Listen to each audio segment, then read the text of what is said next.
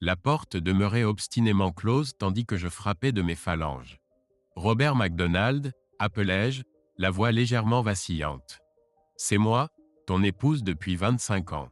La mère de tes fils. Celle qui, j'avalais difficilement. Qui t'aime plus que la vie elle-même. » Le silence s'étendait entre nous tel un gouffre. « J'ai quelque chose d'important à te dire, » poursuivis-je, m'efforçant de garder une voix stable. « Après tout ce que nous avons traversé, tu me dois au moins ça. Je serai en bas pour préparer le dîner. Descends quand tu seras prêt. » 1 heure s'écoula avant que ses pas pesants ne descendent l'escalier. Le parfum des entrecôtes grésillantes et du cabernet débouché emplissait l'air. Nous mangeâmes dans un silence tendu avant que je ne rassemble mon courage pour parler. « J'ai rencontré quelqu'un, » commençai-je, les mains tremblantes. « Cela a commencé pendant ton déploiement. Il m'a soutenu quand je me sentais perdu. » La mâchoire de Robert se crispa tandis que je relatais ma relation avec Philippe, comment ce qui avait débuté comme un réconfort s'était transformé en quelque chose de plus profond. Je ne dissimulais rien, exposant l'ampleur de ma duplicité. Le livre, sur l'art d'aimer, ce n'était pas pour nous, avouai-je. C'était pour dissimuler les enseignements de Philippe. Le visage de Robert se durcit à cette révélation. « Montréal, murmura-t-il. Les enfants, j'acquiesçai, la honte embrasant mes joues. Il savait. Je les ai fait taire. » Ses poings se crispèrent sur la table tandis que des décennies de souvenirs se réécrivaient devant ses yeux. La lumière qu'il avait soutenue durant les nuits sombres du désert n'était qu'un mensonge. « Je n'ai jamais cessé de t'aimer, » murmurai-je, mais les mots sonnaient creux dans le silence qui nous séparait. Cette révélation me frappa comme un coup bas. Ces paroles dépeignaient des décennies de tromperie, brisant les fondations de notre mariage. Mes tempes palpitaient tandis qu'elle parlait, sa voix lointaine à travers le bourdonnement dans mes oreilles. Une partie de moi voulait riposter, lui faire ressentir une fraction de la douleur qui me traversait. Mais je restais immobile pendant qu'elle transformait son infidélité en une romance déformée. Quand elle eut terminé, ses yeux imploraient. « Nous pouvons surmonter cela, Rob. Comme tout le reste. » Je la fixai, voyant une étrangère là où se tenait autrefois mon épouse. Le silence s'étirait entre nous, chargé d'accusations tacites. « Dis quelque chose, » supplia-t-elle. « Je t'aime toujours. Je n'ai jamais cessé. » Me levant lentement, je repoussai ma chaise avec une attention délibérée. « Merci pour le dîner, » articulai-je, la voix à peine audible. « Bonne nuit. » Je me retirai dans le sanctuaire de l'appartement du 4e étage, barricadant la porte contre ses protestations. Seul, je laissai enfin couler mes larmes, pleurant la vie que je croyais connaître. Le sommeil, lorsqu'il vint, n'offrit aucun répit. Dans mes rêves, j'étais de retour dans le cockpit de mon F-14 Tomcat, la veille de l'opération Tempête du désert. Quelque chose semblait anormal, les commandes étaient léthargiques. Soudain, nous étions en chute libre, les moteurs éteints. Dans la réalité, une intuition providentielle nous avait sauvés du désastre. Mais dans ce cauchemar, il n'y avait pas de sursis de dernière minute. Je me réveillais en sursaut au moment de l'impact avec l'eau, la trahison de Karen et le crash fantôme se fondant en une seule douleur viscérale. L'aube me trouva sortant discrètement, cherchant refuge dans la routine familière de la base. Tandis que je me plongeais dans le travail sur le nouveau projet de réacteur, je me demandais comment reconstruire ma vie sur les décombres des mensonges.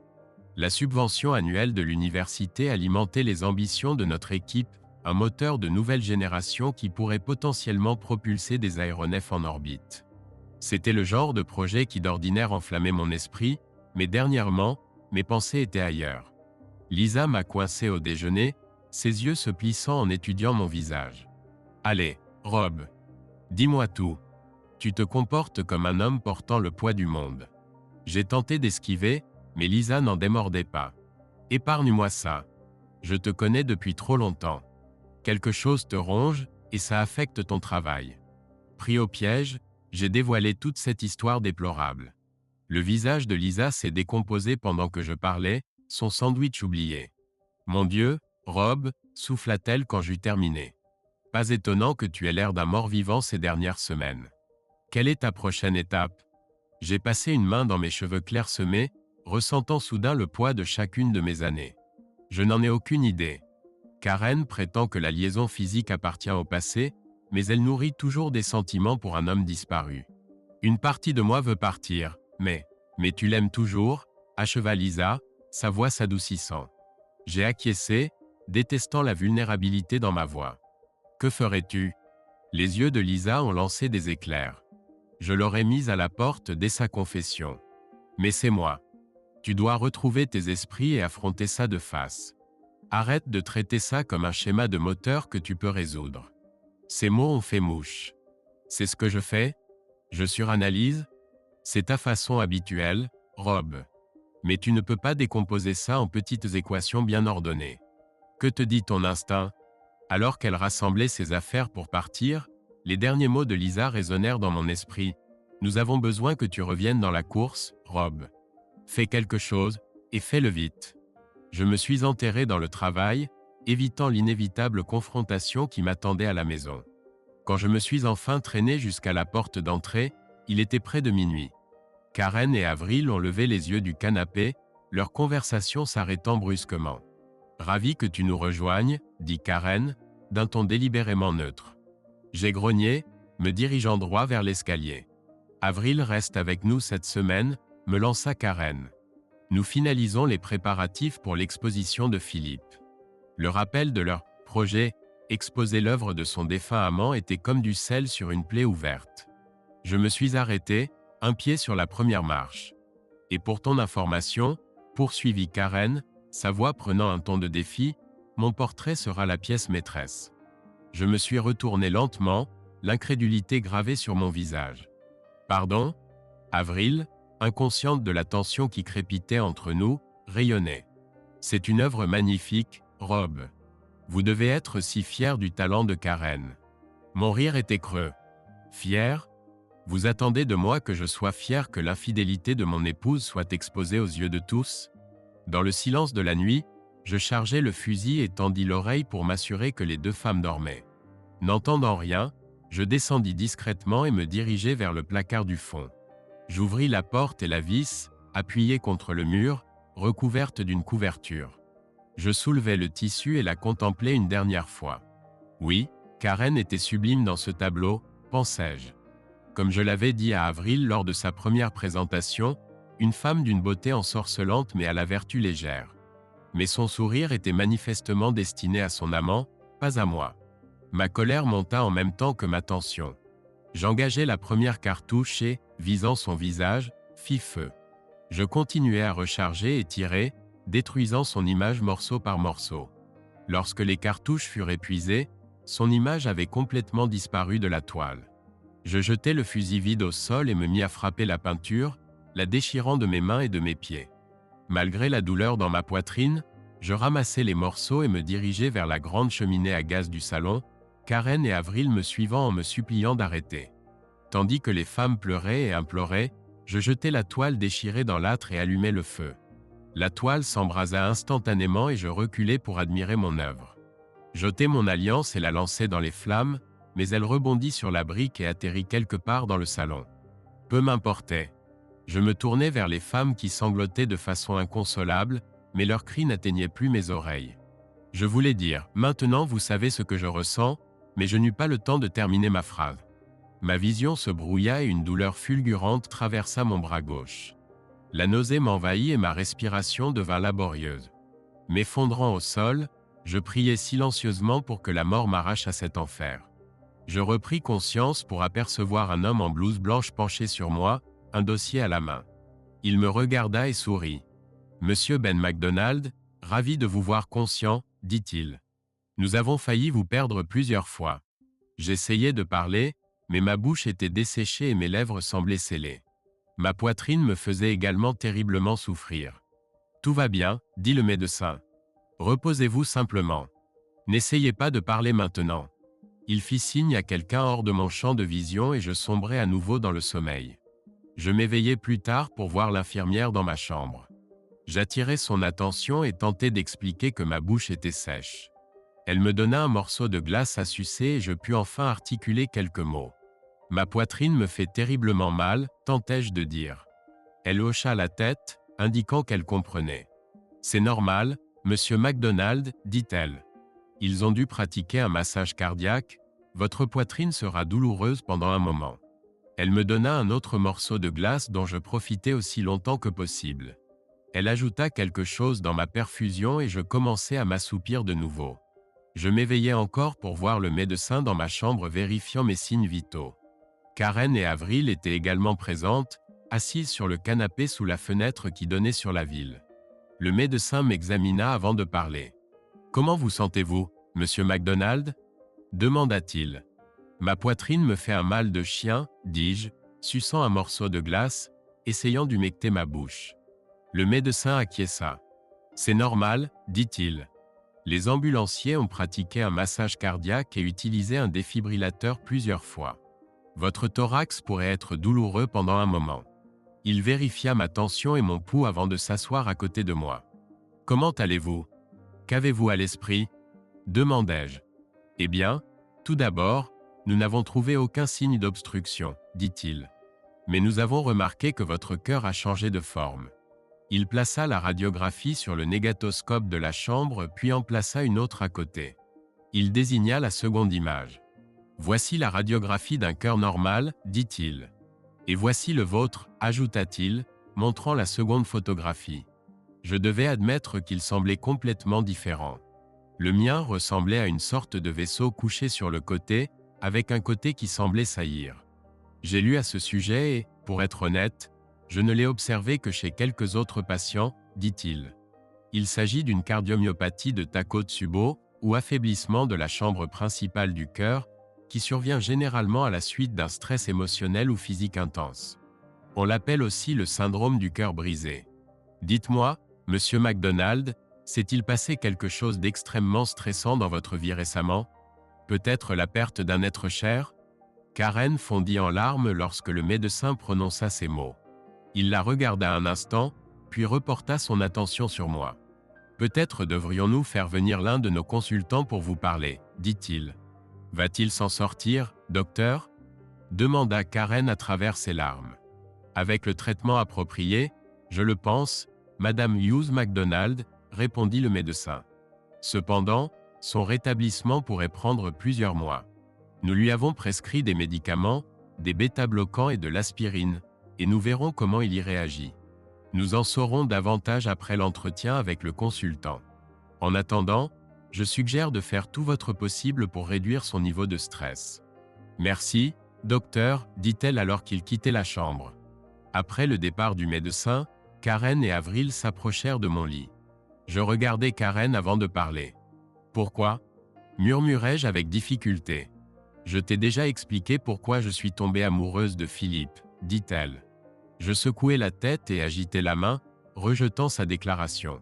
Non, dis-je. Pourquoi m'as-tu laissé vivre? Tu m'as déjà tué. Tu aurais dû me laisser mourir. Les deux femmes se remirent à pleurer. S'il vous plaît, partez, dis-je. Vous m'avez fait assez de mal. Je t'en prie, ne dis pas ça, Rob, supplia Karen à travers ses larmes. Ne sais-tu pas à quel point je t'aime? Je mourrai sans toi. Je reviendrai, Rob, et je te promets que j'arrangerai tout. Je t'en prie, ne me déteste pas. À ce moment-là, une infirmière entra dans la chambre, accompagnée d'une autre femme en blouse médicale. L'infirmière conduisit Karen et Avril hors de la pièce et ferma la porte, me laissant seul avec l'autre femme. Elle approcha une chaise près de ma tête et s'assit. « Je m'appelle June, dit-elle. Docteur June Carstairs. On m'a demandé de venir vous parler pour comprendre ce qui pourrait être à l'origine de votre problème cardiaque. Cela vous dérange-t-il si j'enregistre notre conversation? Pas du tout, répondis-je. Merci, dit-elle en commençant l'enregistrement avec une introduction. Parlez-moi un peu de vous. Je lui racontai une version abrégée de ma vie et un peu de mon travail à l'université. Donc le stress fait partie intégrante de votre travail, dit-elle. Je comprends. Et qu'en est-il de votre vie personnelle? Je lui racontai tout, comment Avril était venue avec le portrait et avait jeté ce qui était effectivement une bombe nucléaire dans ce que je croyais être un mariage relativement heureux.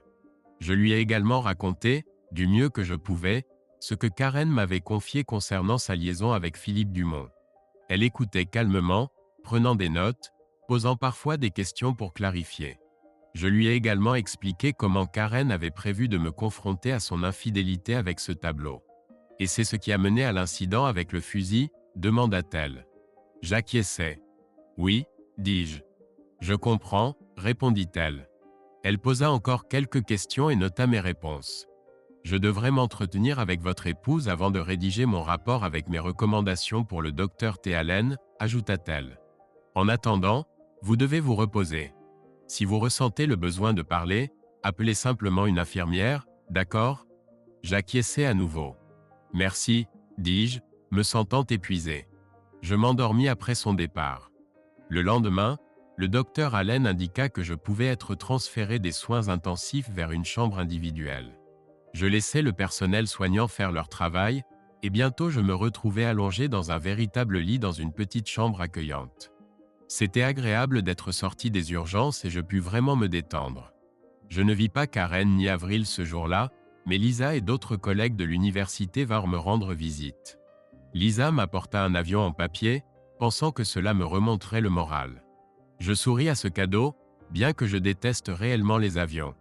Bon, me dis-je, c'est l'intention qui compte. Après avoir mangé un burger végétarien aux haricots noirs, l'hôpital insistait pour que je suive strictement leur régime cardiaque, je regardais la télévision en sourdine et m'assoupis. Karen. 3 jours s'étaient déjà écoulés et tout était dans le brouillard. Tout avait commencé la nuit où Rob avait eu sa crise cardiaque. Avril et moi venions de nous endormir quand nous avons entendu la première détonation de fusil au rez-de-chaussée. Le système de sécurité ne fonctionnait pas, alors j'ai pensé que Rob avait décidé d'attenter à ses jours. Le premier tir fut suivi d'un autre, puis d'un troisième et d'un quatrième.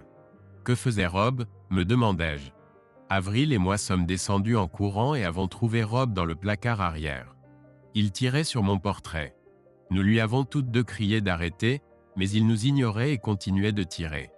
Les mains sur les oreilles, nous l'avons regardé détruire méthodiquement mon image dénudée dans le portrait. Quand les cartouches furent épuisées, il jeta le fusil au sol et commença à s'en prendre au cadre, le déchirant de ses mains et de ses pieds. Quand il eut terminé, il rassembla les morceaux et courut dans le salon. Nous l'avons suivi, le suppliant d'arrêter, mais il était comme possédé. Nous avons regardé avec horreur tandis qu'il jetait les morceaux dans la cheminée et l'allumait. Nous pleurions de façon inconsolable en regardant le magnifique portrait créé par Philippe se réduire en cendres. Rob retira alors son alliance et la jeta de toutes ses forces dans la cheminée. Je la vis rebondir contre les briques et atterrir quelque part dans le salon. Je mémorisai l'endroit où elle était tombée pour pouvoir la retrouver plus tard. Il se tourna vers nous et sembla sur le point de dire quelque chose, mais s'effondra, inconscient. Je saisis rapidement mon téléphone pour composer le 911 pendant qu'Avril tentait d'éteindre la cheminée, mais c'était trop tard. Le portrait était entièrement détruit. Les ambulanciers sont arrivés très rapidement. Nous les avons regardés pratiquer la réanimation cardio-pulmonaire et le placer sur une civière. Ils m'ont indiqué l'hôpital où ils l'emmèneraient et sont partis. Avril et moi nous sommes habillés à la hâte et nous sommes rendus aux urgences. On nous a informé que Rob avait eu une forme de crise cardiaque et que les médecins s'en occupaient. Nous avons attendu ce qui semblait être une éternité jusqu'à ce que le médecin vienne nous parler. « Madame MacDonald ?» demanda-t-il. J'acquiesçai et il me conduisit dans une petite pièce près de la salle d'attente. « Votre mari souffre d'une cardiomyopathie. Nous avons failli le perdre plusieurs fois mais avons réussi à le réanimer. Il est transféré en unité de soins intensifs cardiologiques. Une fois son état stabilisé, l'infirmière vous appellera. Va-t-il s'en sortir ? Ai-je demandé. Nous faisons tout notre possible pour lui, répondit le médecin. Je me suis assise et j'ai pleuré. Était-ce vraiment moi qui lui avais fait ça ? L'avais-je poussé trop loin, attendant de lui qu'il accepte plus qu'il n'en était capable ? Je n'avais jamais vu Rob devenir agressif auparavant et je ne pensais certainement pas qu'il était capable de tirer sur mon portrait. Avril tenait ma tête, me soutenant silencieusement. Plusieurs heures s'écoulèrent avant que l'infirmière ne vienne nous escorter aux soins intensifs. Quand je regardais autour de moi, j'avais l'impression que tout le monde savait que ma trahison avait conduit mon mari à l'hôpital. Personne ne disait rien mais les regards accusateurs me brûlaient l'âme. J'ai failli perdre contenance quand je l'ai vu pour la première fois. Il paraissait avoir vieilli de 10 ans, ses yeux étaient enfoncés, sa peau d'une teinte grisâtre maladive. Nous sommes restés assis à observer les moniteurs, espérant un signe qu'il était toujours parmi nous. Pendant que nous étions là, Les infirmières venaient vérifier ses signes vitaux et ajuster ses médicaments. Nous nous sommes assoupis quelques fois et l'une des infirmières a suggéré que nous partions nous reposer quelques heures. Mais j'ai refusé. Je n'allais pas abandonner mon mari quand il avait le plus besoin de moi, du moins pas une seconde fois. Avril et moi nous sommes relayés, l'une dormant pendant que l'autre veillait et attendait. Nous étions là depuis environ 30 heures quand le docteur D. Allen est entré avec une infirmière. Il a parlé un moment avec Rob avant d'afficher quelques radiographies à l'écran. Il a expliqué que Rob souffrait d'une cardiomyopathie de Takotsubo. J'en avais déjà entendu parler. Le nom vient d'un pot utilisé par les pêcheurs japonais pour attraper les poulpes. Cette condition survient suite à une tension émotionnelle ou un stress intense. J'ai failli défaillir quand le docteur Allen a demandé si quelque chose d'extrêmement stressant s'était produit récemment. J'ai éclaté en sanglots quand il a demandé à Rob s'il avait perdu un être cher. Oui, ai-je pensé. C'est moi. C'est moi qui lui ai fait ça. Avril m'a soutenu pendant que je pleurais. J'ai demandé au médecin s'il allait s'en sortir et il m'a répondu qu'avec un traitement approprié et une réduction du stress, il devrait aller mieux, mais que cela pourrait prendre des mois. Il a également mentionné qu'il ferait venir un consultant pour parler à Rob. C'était une bonne idée, pensais-je. Peut-être qu'un conseiller pourrait aider Rob à surmonter ses émotions. J'ai remercié le médecin à son départ. Avril et moi sommes allés voir Rob. Quand j'ai regardé son visage, j'y ai vu une tristesse que je n'avais jamais vue auparavant. J'ai été surprise quand il m'a demandé pourquoi. Je pensais qu'il voulait savoir pourquoi j'étais tombée amoureuse de Philippe, mais il a secoué la tête et agité la main. Non, a-t-il dit. Pourquoi m'as-tu laissé vivre? J'étais bouleversée jusqu'au plus profond de mon être. Tu m'as déjà tué. Tu aurais dû me laisser mourir, a-t-il dit. Nous nous sommes remis à pleurer tous les deux. S'il te plaît, va-t'en, a-t-il dit. Tu m'as fait assez de mal. Je t'en prie, ne dis pas ça, Rob, ai-je dit à travers mes larmes. Ne sais-tu pas à quel point je t'aime? Je mourrai sans toi. Je reviendrai, Rob, et je te promets que j'arrangerai tout ça. S'il te plaît, ne me déteste pas. Je pensais sincèrement tout ce que j'avais dit, mais je me demandais comment je pourrais me racheter auprès de lui. Comment pourrais-je lui faire comprendre que j'avais besoin de lui? Pour la première fois, j'ai vraiment commencé à réaliser ce que ma liaison avec Philippe lui avait fait et je me sentais terriblement mal. Mon Dieu, pensais-je. C'est moi qui lui ai fait ça. L'infirmière est revenue dans la chambre avec une autre femme en tenue médicale et elles nous ont escortés, Avril et moi, hors de la chambre en me disant de revenir le lendemain. J'étais incapable de conduire, alors Avril nous a ramenés à la maison. Nous nous sommes douchés, avons mangé, puis sommes allés nous coucher, épuisés physiquement et mentalement. Avril était si douce, si compréhensive. Je me sentais vraiment béni de la voir dans ma vie à ce moment-là. Nous nous sommes endormis dans les bras l'une de l'autre. J'ai rêvé que je me tenais dans un cercle de lumière. J'ai regardé autour de moi mais je ne voyais personne. Puis plusieurs grandes têtes sont apparues dans mon champ de vision. Je les ai reconnues grâce aux photographies que Rob m'avait montrées, c'étaient des membres de sa famille. J'ai reconnu son père, sa mère et d'autres membres de sa famille. Il me regardait avec colère, me condamnant. Le visage de son père parlait. « Tu l'as tué, Karen », disait ce visage. Je secouai la tête. « Non, dis-je. Vous ne comprenez pas. Ce que j'ai vécu avec Philippe était merveilleux. » « Non, » répliqua le visage du père. « Tu lui as brisé le cœur. Il t'aimait de tout son être. Il te faisait confiance. Alors qu'as-tu fait? Je vous en prie, suppliai-je. J'avais besoin de Philippe. Vous ne comprenez pas. Je ne comprends que trop bien, dit le visage du père. Ton époux a failli périr dans cette guerre. Mais cela ne te suffisait pas, n'est-ce pas? Tu as comploté, trompé et délibérément brisé son cœur. Tu as amené cet homme dans sa demeure. Tu l'as conduit dans sa couche. Tu as dressé ses enfants contre lui. Tu as anéanti tout ce qui lui était cher. Tu l'as tué. Non, suppliai-je en pleurant. Je vous en prie, essayez de comprendre. Tu es coupable, déclara le visage de mon père, me regardant avec courroux. Coupable, dirent les autres visages à l'unisson. Coupable, coupable. Je me réveillai effrayé et vis Avril allongée près de moi, les yeux ouverts. Chut, murmura-t-elle en me serrant fort. Ce n'était qu'un cauchemar. Ce n'était pas réel. Rendors-toi. Elle me tint pendant que je pleurais et m'endormais. Peu importe ce qu'elle ou quiconque disait, au fond de mon cœur je savais que ces visages avaient raison. J'étais coupable et un homme de bien avait failli mourir par ma faute. Le lendemain matin, je me levai, pris une douche, m'habillai et descendis. Avril était déjà debout et préparait notre petit déjeuner.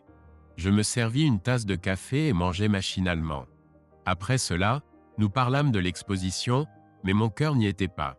Je ne pouvais cesser de penser à l'expression que j'avais vue sur le visage de Rob la veille. « Ton portrait a été détruit », dit Avril. « Il devait être l'élément central de notre exposition.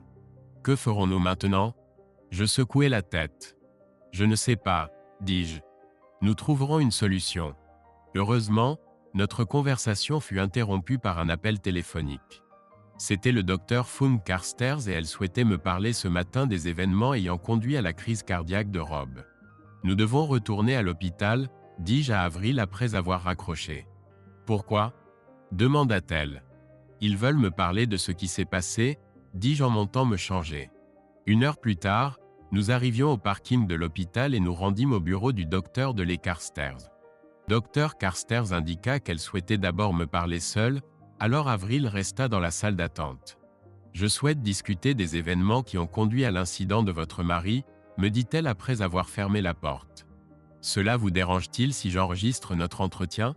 Je secouai la tête et observai tandis qu'elle sortait un enregistreur numérique et prenait quelques notes. Quand elle fut prête, elle me regarda. « S'il vous plaît, dit-elle, commencez depuis le tout début. » Je lui ai tout raconté comme je l'avais fait avec Rob la veille, comment j'avais rencontré Philippe et comment il avait éveillé ma sensualité.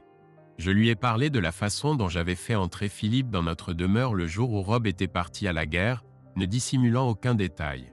Je lui ai même parlé des circonstances entourant le tableau que Rob avait détruit et de mes voyages périodiques à Montréal pour retrouver mon bien-aimé. J'ai également avoué avoir impliqué les enfants pour garder ma relation avec Philippe secrète vis-à-vis de leur père. Dr Carstairs resta très professionnel, prenant des notes pendant que je parlais. Elle aurait pu être une excellente joueuse de poker, pensai-je. Elle ne manifesta aucune émotion pendant mon récit et ne fit ni ne dit rien qui puisse indiquer une approbation ou une désapprobation de mes actes. Elle ne prit la parole qu'une fois que j'eus terminé. « Ressentez-vous des remords ou de la culpabilité pour vos actes ?» demanda-t-elle. « Au début non, dis-je. Je suis toujours une bonne épouse et mère. » Je vois, dit-elle, notant quelque chose sur son carnet. « Et comment pensiez-vous que votre mari réagirait à votre liaison ?» J'espérais qu'il pourrait l'oublier, dis-je. Je pensais qu'après le nouvel an, nous pourrions aller en thérapie et qu'avec le temps, il l'oublierait et passerait à autre chose. Philippe est mort après tout.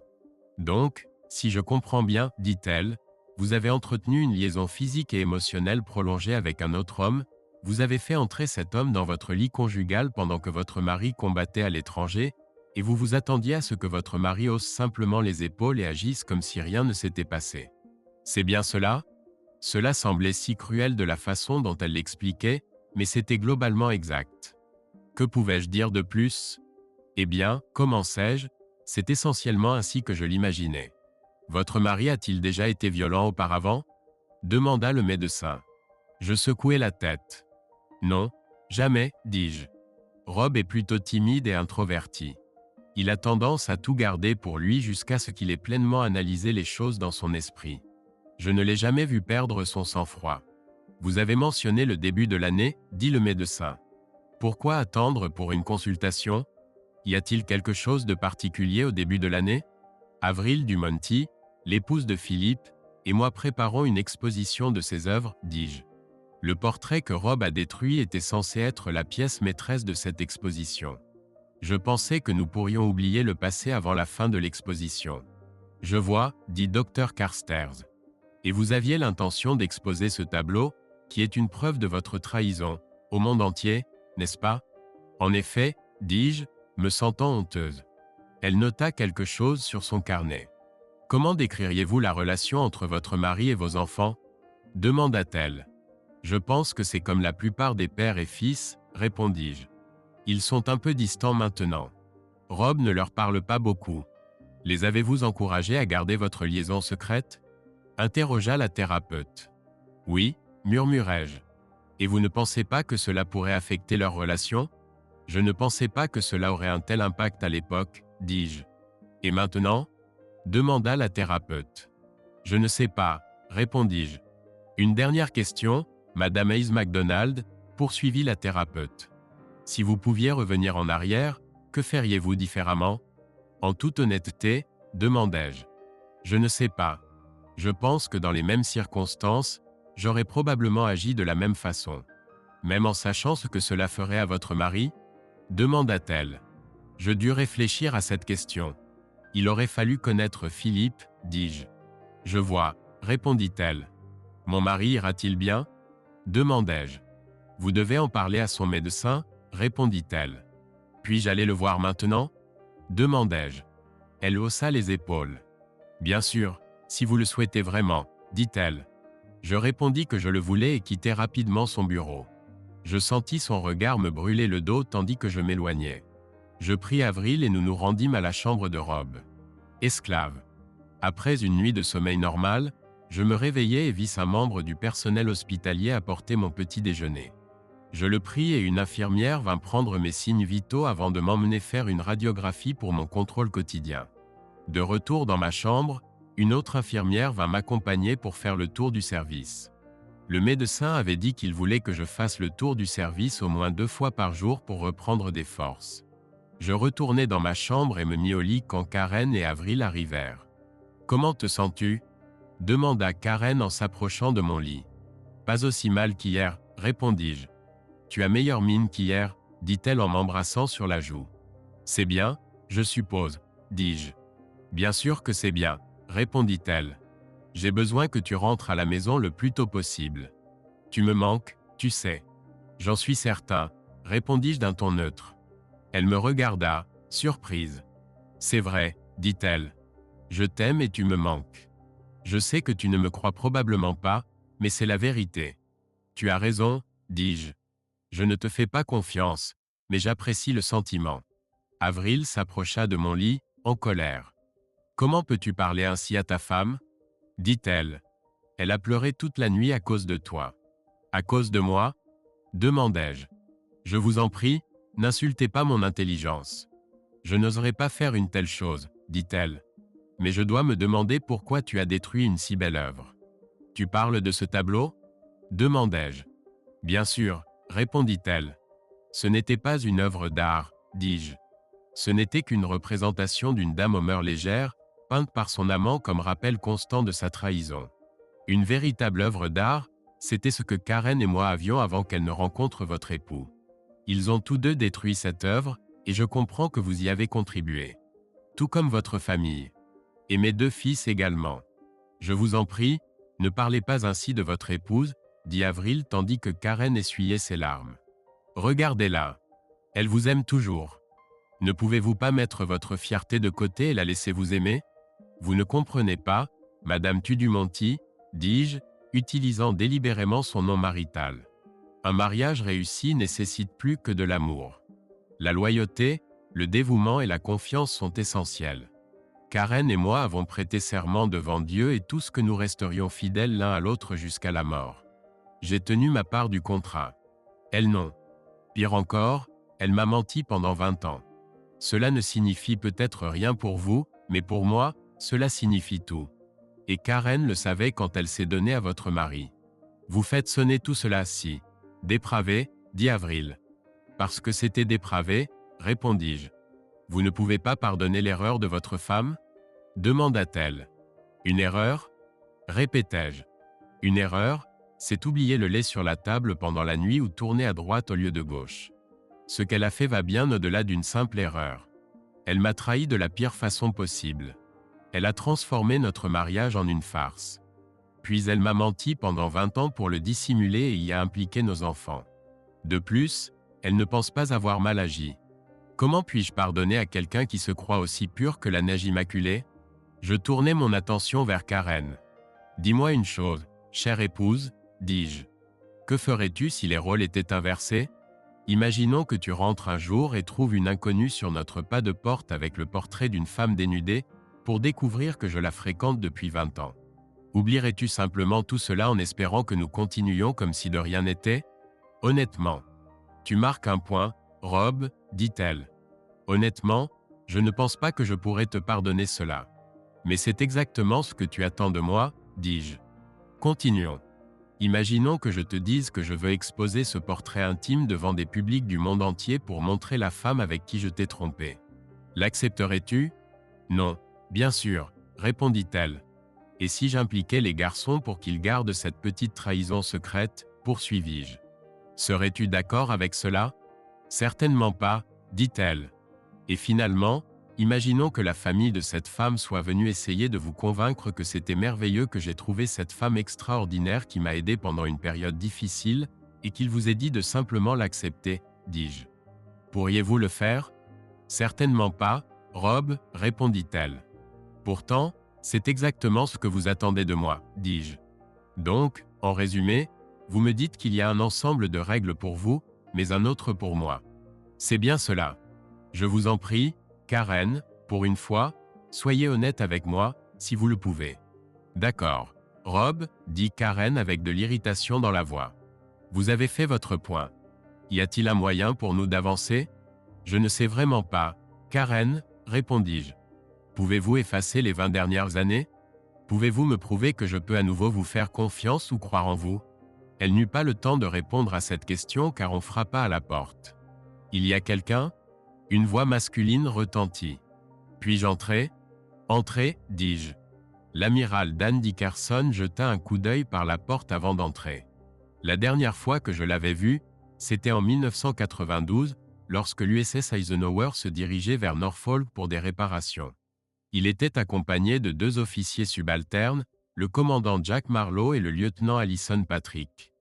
Quelque chose me disait que ces personnes étaient aussi militaires que notre chat domestique, mais je gardais mes réflexions pour moi.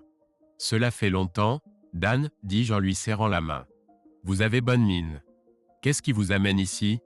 Nous sommes passés voir comment avançait le projet, et bien sûr, nous nous inquiétions de votre état, répondit-il. Comment allez-vous maintenant? J'ai connu mieux, répondis-je. Au fait, permettez-moi de vous présenter mon épouse Karen et Avril Dumont. Tout le monde se serra la main et conversa doucement pendant que Dan racontait aux femmes des histoires maritimes sur mon temps passé sur l'Eisenhower. Bien que j'appréciais la visite, je soupçonnais un motif ultérieur. J'apprécie votre visite, Dan, dis-je, mais j'ai le sentiment qu'il y a autre chose. Il y a effectivement un problème, professeur, dit le lieutenant Patrick, regardant les 2 femmes dans la pièce avec moi. Pourriez-vous expliciter? Demandai-je. Bien sûr, répondit le lieutenant Patrick. Nous avons été informés qu'il existe une menace potentielle pour la sécurité qui pourrait compromettre ce projet. Elle se tourna vers Karen. Par exemple, votre épouse a entretenu une liaison de longue durée avec un citoyen étranger réputé pour être un séducteur. Elle se tourna vers Avril avant de poursuivre, qui, soit dit en passant, était marié à un communiste convaincu. C'est le genre de scandale qu'une puissance étrangère hostile pourrait utiliser pour faire chanter le responsable d'un projet comme le vôtre. Karen et Avril baissèrent la tête. Ce n'est pas une insinuation, commençai-je. Dan leva la main.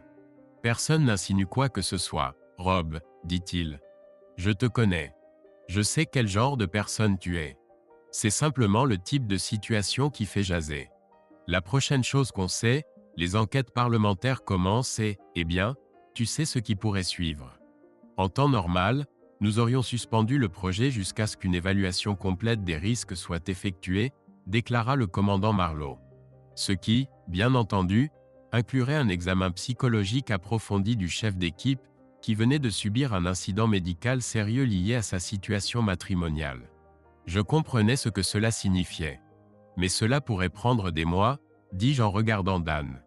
Je sais, répondit-il. C'est l'autre raison de notre visite aujourd'hui. Nous sommes passés par le centre de recherche pour vérifier la situation, et en ce qui concerne le Pentagone, toi et ton équipe avez atteint vos objectifs contractuels en avance et dans les limites du budget. Ne t'inquiète pas, vous serez tous payés intégralement, considère cela comme un cadeau de Noël anticipé. Je savais ce que cela signifiait. Le projet n'était plus entre mes mains. Il serait désormais achevé par des ingénieurs militaires.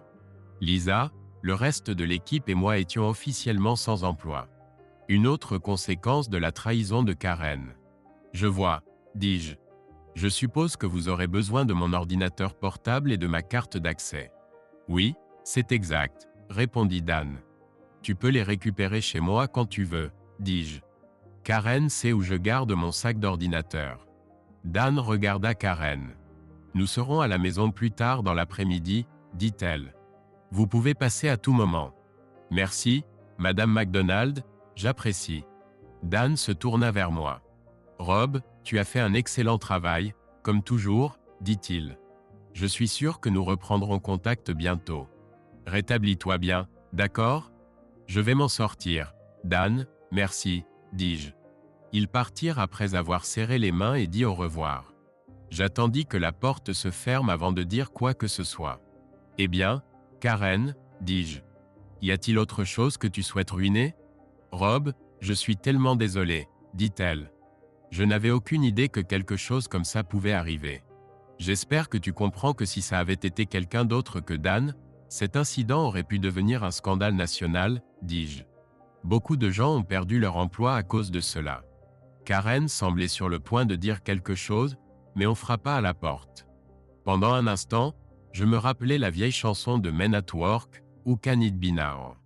Le docteur Alan passa la tête par la porte avant d'entrer. Comment vous sentez-vous aujourd'hui, monsieur McDonald? Demanda-t-il. Mieux qu'hier, docteur, merci, dis-je. Bien, répondit-il.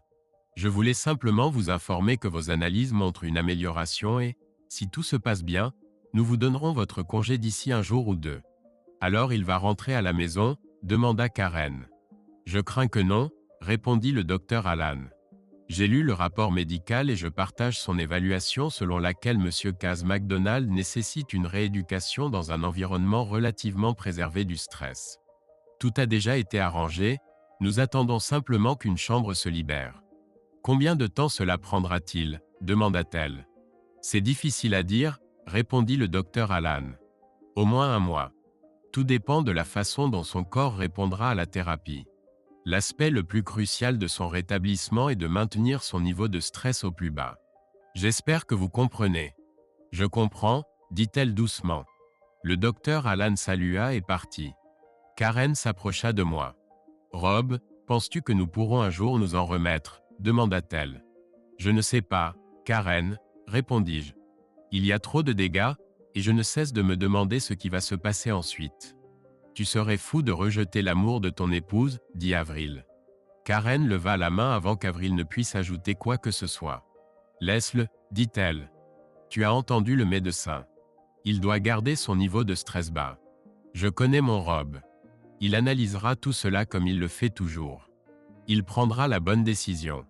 J'espère que tu as raison, dit Avril. Karen m'embrassa sur la joue. Nous reviendrons, dit-elle.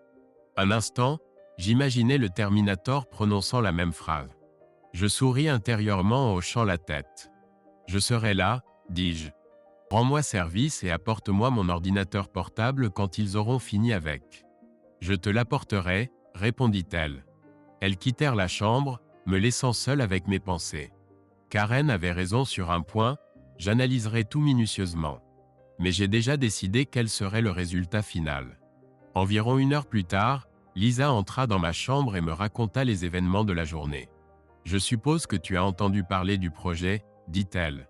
J'ai entendu, répondis-je. Que s'est-il passé? Eh bien, l'amiral et ses 2 assistants sont arrivés juste au moment où nous commencions le lancement, dit-elle. Ils voulaient savoir si nous pouvions démarrer le moteur. Comme il s'est avéré, nous le pouvions, et nous l'avons lancé. Crois-le ou non, il a démarré immédiatement, et avant même de réaliser ce qui se passait, nous atteignions plus de 90 000 livres de poussée. Il consommait un peu plus de carburant que nous l'aurions souhaité, mais ils ont dit que ce n'était pas un problème. Puis ils nous ont remerciés pour notre travail, ont dit que nous avions fait du bon travail, et ont annoncé que leurs ingénieurs s'occuperaient de tout. Ils ont récupéré nos badges, effacé nos ordinateurs portables, et sont partis. Ils n'ont rien dit d'autre, ai-je demandé. Elle secoua la tête. Non, dit-elle. Mais j'avais le pressentiment que quelque chose d'autre se tramait. C'est bien ça, dis-je. Karen, demanda-t-elle. J'acquiesçai. Oui, dis-je. Nous l'avons échappé belle, tu sais. Si quelqu'un d'autre que l'amiral Dickerson avait été impliqué, nous aurions dû faire face à de nombreuses questions embarrassantes de la part de membres du Congrès très curieux et aussi perdre notre autorisation d'accès aux informations classifiées. Je suis désolé que toi et les autres ayez perdu vos emplois. Ne vous en faites pas, patron, dit-elle. Cela devait se terminer tôt ou tard. Avez-vous décidé ce que vous allez faire avec Karen? J'ai pris ma décision, dis-je. J'ai juste besoin de plus d'informations sur ce Dumont. Je ne peux m'empêcher de penser qu'il y a plus dans toute cette histoire que ce qu'on m'a dit jusqu'à présent. Fin de la première partie. Si vous avez apprécié cette histoire, merci de nous soutenir en appuyant sur le bouton « J'aime » et de partager vos impressions dans les commentaires. N'oubliez pas de cliquer sur la cloche sous cette vidéo pour ne pas manquer la deuxième partie. Merci.